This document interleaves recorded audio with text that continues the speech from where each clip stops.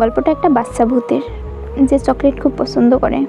যাই হোক, একটা গ্রামের পাশে একটা পুরনো পরিত্যক্ত স্কুল ছিল। সবাই বলতো ওখানে নাকি রাতে ছোট একটা বাচ্চা ভূত ঘুরে বেড়ায়, তবে সে কাউকে ভয় দেখায় না, শুধু একটা জিনিসই চাই, তা হলো চকলেট। একদিন রাহুল নামের একটা দুষ্টু ছেলে ঠিক করলো, ভূতই যদি হয় তাহলে দেখা যাক। রাতে সে একটা চকলেট নিয়ে সেই স্কুলের জানালায় রেখে দিল, বলল ভূত থাকলে এসে নিয়ে যাস। সকালে এসে দেখে সেখানে চকলেট নাই, সেখানে একটা ছোট্ট চিরকুট রাখা।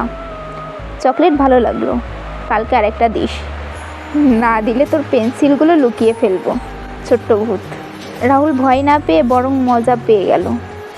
প্রতিদিন সে একটা করে চকলেট রেখে আসতো, আর ভূতেও প্রতিদিন একটা করে মজার চিরকুট রাখতো। একদিন রাহুল লিখল, তুই আসলেই ভূত হলে আমার সামনে এসে দেখা দে। সেই রাতে জানালার বাইরে একটা ছোট্ট ছায়া দাঁড়িয়ে বলল, চকলেট দিস? আমি দেখা দিচ্ছি, কিন্তু ভয় পাস না যেন। রাহুল জানালা খুলে দেখল একটা ছোট্ট ভূত, বড় বড় চোখ, মাথায় বাটি পরে দাঁড়িয়ে আছে।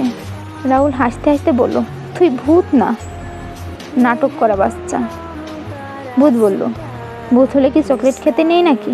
তারপর থেকে রাহুল আর ছোট ভূতের ভালো বন্ধুত্ব হয়ে গেল।